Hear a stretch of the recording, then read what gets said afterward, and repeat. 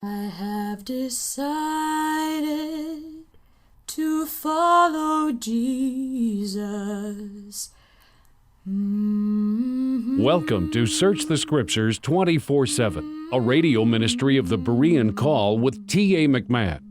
I'm Gary Carmichael. Thanks for tuning in. In today's program, Tom welcomes Mike Oppenheimer of Let Us Reason Ministries.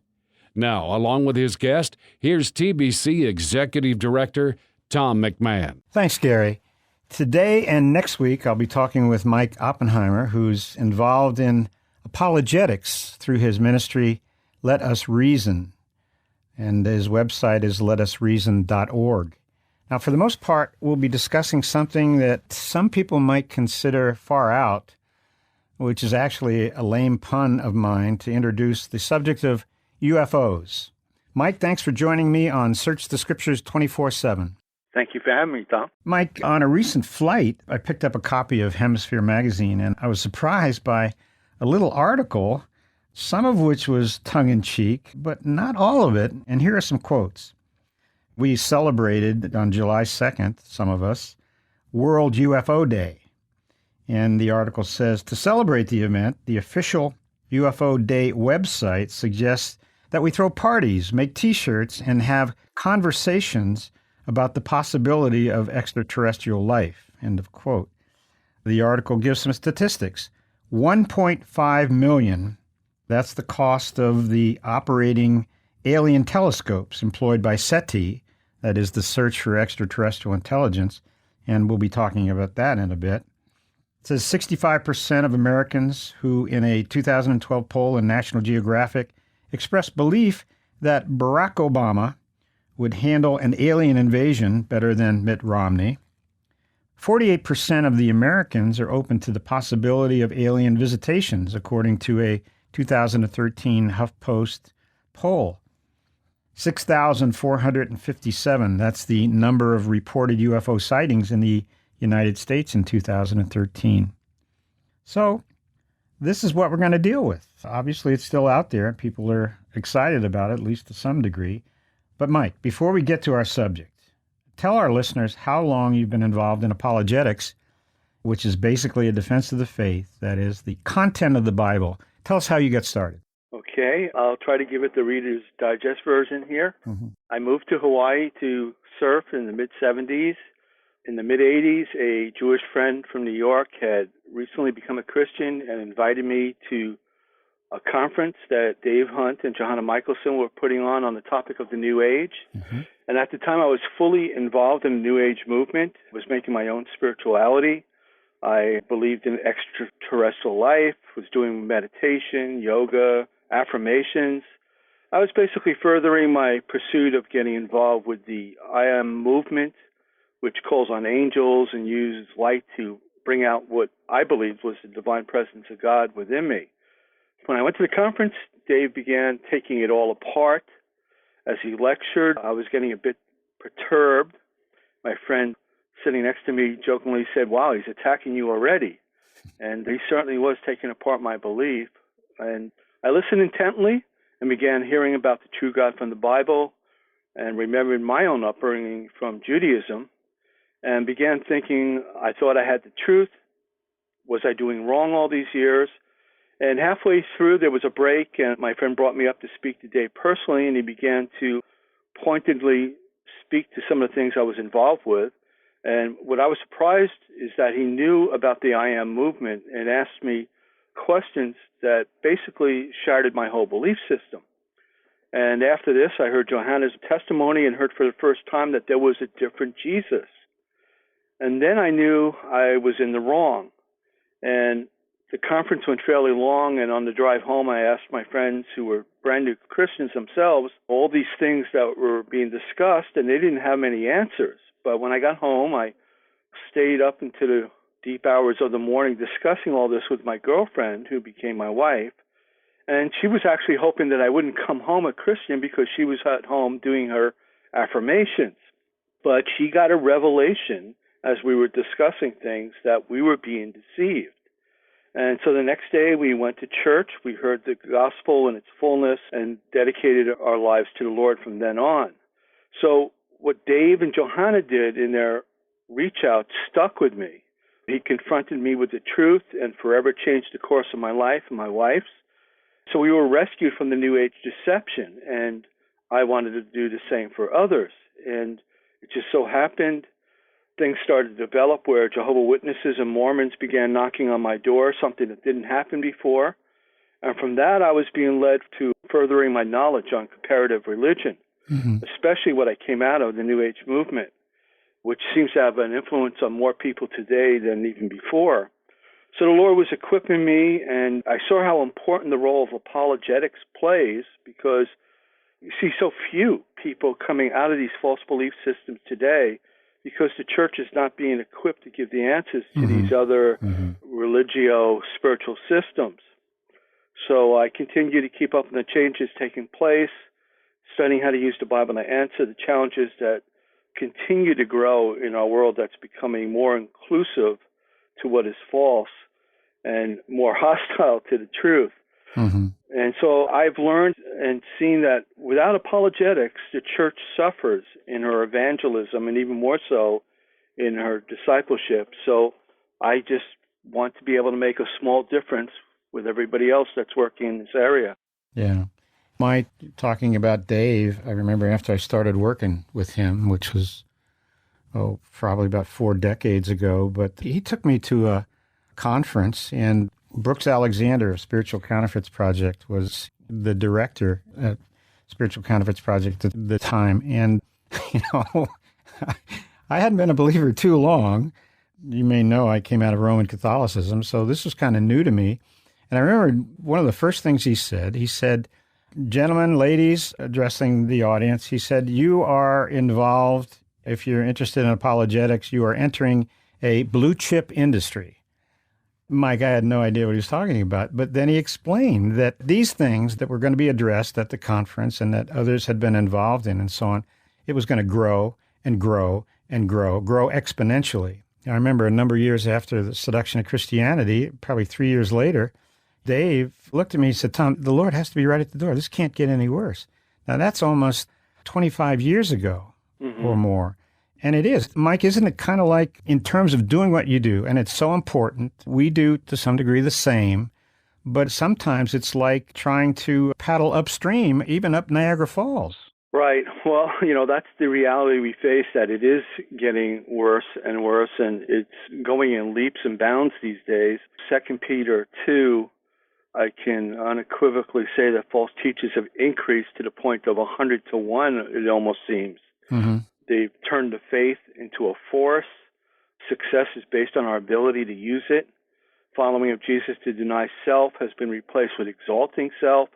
Nearly everything in the Bible has been taught the opposite by those who claim to represent him. But they're really like Gnostics or mystics that use the pulpit for fame and fortune. Yeah. You see, and it's not just the world, but the church, professing Christians, and even true believers, where they have been weaned off the Word of God through some of the things that you mentioned, that we become vulnerable if we don't know the Word. And if we know it a little bit and so on, then when we're, whether it be Jehovah's Witnesses or Mormons coming to your door, we're intimidated because they know more about the Bible, even though it may be the New World Translation or it may be Joseph Smith's Bible, whatever. We're not ready, if we don't know the Word, to deal with it. We don't have the confidence to address it. Don't you think so? Well, yeah, I think that's a major problem these days, that we're not learning how to answer all the things that are challenging the faith. And I guess one of the reasons is because we're told that the Spirit expressly says in a lot of times some will depart from the faith. And so people are not really being taught the truth of the Bible, so how can they refute all the other errors when they're in error themselves? Yeah. But it does say that some will depart from the faith, not all. So we're living in days like what Jeremiah said in Jeremiah 23, when he spoke about a horrible thing in the prophets of Jerusalem, and he goes on and talks about the anger of the Lord will not turn back against these false prophets until he has performed and carried out the purposes of his heart. It says, in the latter days, you will understand it perfectly. And that is our time period. Right. It's a matter of those who understand the Scripture and those who do not. And it's become almost a matter of survival for the days that we're living in. Well, Paul, writing to Timothy, says the time will come when they will not endure sound doctrine. Now, anybody who's a believer, and I like the term biblical Christian, if they call themselves a biblical Christian, but they're not in the Word, they can be seduced by anything that's out there. Sound doctrine. Jesus said in, is it Luke 18:8, I think, when the Son of Man comes, will he find the faith on the earth? So with those verses, with the development of the religion of the Antichrist, which in the last days, that's what's taking place, we can see it. If that's the case, then we have to be prepared. We have to be able to address these things. Absolutely. The subject that I'd like to talk about with you this week and pick up on it next week may sound a little bit frivolous to some people. Again, my bad pun notwithstanding, I mentioned earlier, but UFOs, they seem to come and go. There seem to be greater times in which, before the public eye, certainly in different countries, depending on what's going on, it's a phenomenon. It's strange, bizarre. But, Mike, what would you say if we're going to lay this in terms of the adversary, Satan's put this in his program, how do UFOs fit in? What would you say to that? Well, this is something that has been going on throughout history. There's been strange sightings in the heavens, and there's all kinds of literature, like from India, of Vimanas, flying vehicles that either came from their imagination or something they saw. People have seen these things with their eyes as far back as in the 1300s in Japan. They witnessed a flying object shaped like a drum. In the 1400s, 5 stars appeared circling the moon, changing color 3 times and vanished. In the late 1800s, a UFO appeared over Chicago. In San Francisco, there were like 150 sightings of objects they couldn't explain in the sky. Mike, let's just pick on the San Francisco one, because that one I remember, not that I was there, but I remember this story. Wasn't this like a sailing ship that came over the city? Do you remember that? Well, and I remember them saying that it had propellers and portholes and antennas, searchlights. Right. Which is pretty strange. And we find that 14% of the population say they've seen them with their own eyes, not just in dreams or visions. What's interesting is how this phenomenon has increased over the last 60 years, but it also has changed shape with our culture.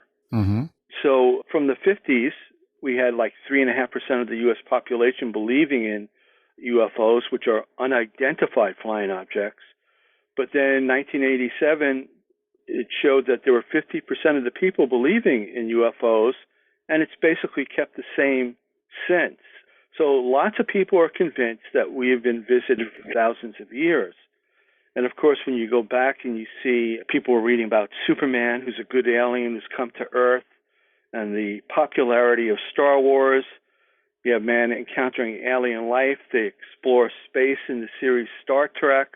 All these have had an impact on our society's view of alien life. Then you have other movies like Independence Day, War of the Worlds, Men in Black, portray the opposite of good aliens that are found in like Close Encounters or E.T., quite different from even the Alien series on TV of Mork and Mindy or My Favorite Martian. So you got a split view even in our society. Are they enemies or are they our friends? Well, the other thing about it is, are they extraterrestrials or are they extra-dimensionals? Are they spirit beings and so on? And this is part of the research that many have done. I'm not talking about Christians, but people like, we will talk about him later, Jacques Vallée, who was an astrophysicist, a computer scientist, and so on. I mean, these are not just guys running around with a label trying to find spooks and stuff like that. There's legitimate concerns about it. But let's go back to, again, this object over San Francisco. This is in the 1800s. Right. Now, if this is an extraterrestrial, and I seem to remember this thing actually had sails along with propellers. So how does something like that traverse the universe? Well, it doesn't, obviously, Right. and somehow it could have been a rumor that someone started that stimulated the imagination of other people. I don't know, but it certainly is not the same kind of ships that people are seeing today that they claim to see. But the Bible does talk about in Luke 21 that there'll be fearful sights and great signs in the heavens. Mm-hmm. And it talks about it meaning terrific portents or unusual occurrences that transcend the common course of nature, remarkable events. And it even says in verse 25, there'll be signs in the sun, in the moon, and in the stars. Mm-hmm. So we have, as we look at being in the last days and looking at the skies by astronomy, and we look into our atmosphere, we're going to see things that aren't explainable always, but we want them explained. Right. And Scripture says that the powers of the heaven will be shaken, meaning I don't think just physical objects in the solar system, but even where Satan's abode is in the atmosphere, because he's called the prince and the power of the air. And I think that's what's so important to understand what is really going on here, because there is a deception attached to this whole concept that people have now accepted as mainstream. Mm-hmm. Again, we're putting this in Satan's lap, in the adversary with regard to a deception. Now, the world, people have it in their heart that they want somebody to solve their problems, whether you call it a Messiah. I think even some of the ships, ocean-going vessels that visited islands and so on, the mentality of the people there often was that they were bringing gifts, that these were the gods. A friend of mine was a missionary in New Guinea, and he told me about people there who actually set up landing fields for the gods to come. Now, why did they do that? Because during the Second World War, we were using New Guinea as a supply depot. And what happened was these natives would see this, and these silver birds would come in and bring these supplies and so on. They saw that as a kind of a good thing. So after the war and they left, they set up actual rituals along with mock landing fields to get these silver birds to come back. So what I'm getting at here is it's the mentality.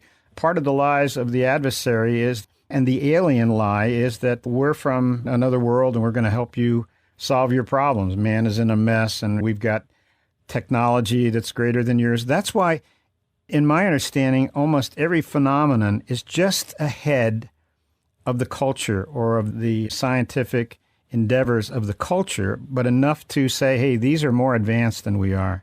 Mm-hmm. Yeah, there are a lot of people dissatisfied with the human condition, so they actually are looking to aliens as the answer. Mm-hmm. And it's as you say, but what they're communicating is that their planet, their culture is always more beautiful and superior to ours. We're always in the lesser, and we need to learn from them, which kind of sets us up to be under them, right, and for them to dictate to us a number of things. Yeah. What if they were to come and tell us things that were completely strange to our science and religion, and we just accept it? Well, that's where the deception is, because they're saying they're from another planet. Of course, they're more advanced, but they're not really from another planet. And that's where the problem begins. Right. But also part of the confusion, as I mentioned, Jacques Vallée, one of his books is Messengers of Deception. Now, to my knowledge, he's not a Christian or never became a Christian, but he recognized from his research some of the things that were going on that had to do with deception. And he also connected it with a lot of folklore things and things like Passport to Margoni, I think is another of his books, and it deals with things like fairies and leprechauns and these things that appear and disappear and so on. But he puts them in the same category with the entities behind UFOs. Is that your understanding? Well, Vallée has said that we may be headed for a massive change of human attitude towards paranormal abilities and extraterrestrial life, and he's basically spot on, but his conclusions are not our conclusions. I know there's a quote of the UFOologist Hynek stating, "I have come to support less and less the idea that UFOs are nuts and bolts spacecraft from other worlds." So they don't really understand the paranormal like we would from a Christian perspective. And so they're open, being scientists, they're open to basically anything, and that's where they can be misled into a whole area that they're not really equipped to be in. Yeah. Well, it's part of the problem of, I mentioned Vallée having a science background. Hynek, I believe, did as well. And when you have that, kind of what comes with it is the credibility of science. But as you said, Mike, they're dealing with the paranormal. They're dealing with spirit entities, and they can't get a handle on it. So on the one hand, they want to have it be a nuts and bolts operation, a materialist operation, because they can't explain extra-dimensional. They can't explain spirit entities, as far as my understanding is. Well, right. And the problem being the scientists like they are is once you start admitting there are spirit entities, then you have to start considering what the Bible says about them. Mm-hmm. And so they're either bringing the message of God or they're bringing another message that is against God. Mm-hmm. Mike, do you see a connection here, especially those who are coming up with their theories? Do you see a connection here with evolution? Oh, yeah, absolutely. Interesting you bring that up because so many people have accepted the evolutionary idea. Mm-hmm. Even the Pope, Pius XII, in his encyclical Humani Generis, stated there's no intrinsic conflict between Christianity and evolution. And so he says Catholics can believe in evolution just as long as God's involvement is acknowledged.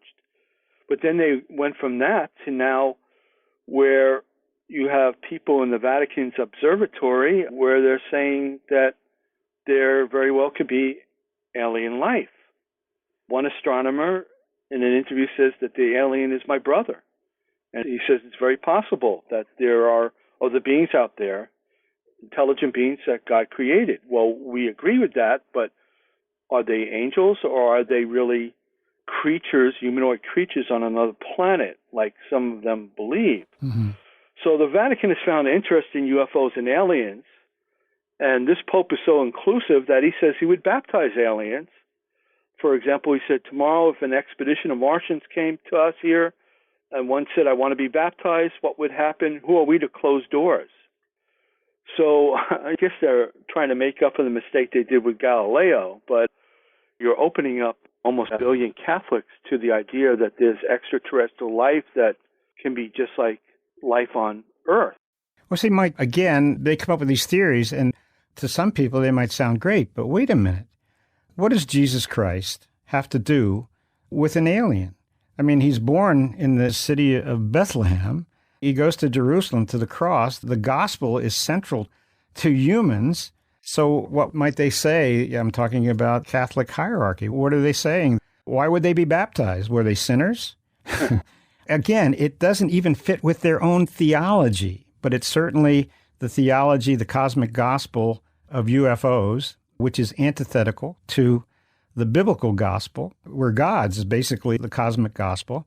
So it's ludicrous, but people are fascinated by it. Sure. I mean, look at NASA. It claims that alien life will be discovered in the next 20 years. They have a list of like 5,000 planets that could sustain life, and they're looking for planets with the right distance away from the star to have liquid water, the key ingredient to life. So you have people with the idea that we need to expand our idea of religion. Mm-hmm. But I say that there is an indoctrination taking place, and the entire world is their oyster. Right. I'm talking with Mike Oppenheimer, and his ministry is Let Us Reason.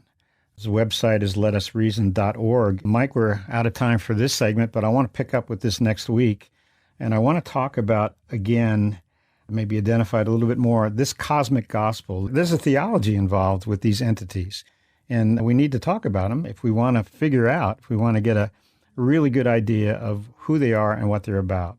So, Mike, thanks for being with us, and we look forward to it next week. Thank you, Tom. I have decided to follow Jesus. Please visit our website, thebereancall.org, to access our radio archives going back to 1999 and our newsletter going back to 1986. We offer daily updates by email or visit us on Facebook or Twitter. Are you looking for information about a specific topic? Go to thebereancall.org and click on Topics at the top of the page. Our online store is thebereancall.com. We offer a wide variety of books, tracts, CDs, and DVDs. Note that most of our ebooks are free. I'm Gary Carmichael. Thanks for tuning in, and we hope you can join us again next week. Until then, we encourage you to search the Scriptures 24/7. Though none go with me, I still will follow. No turning back, no turning back.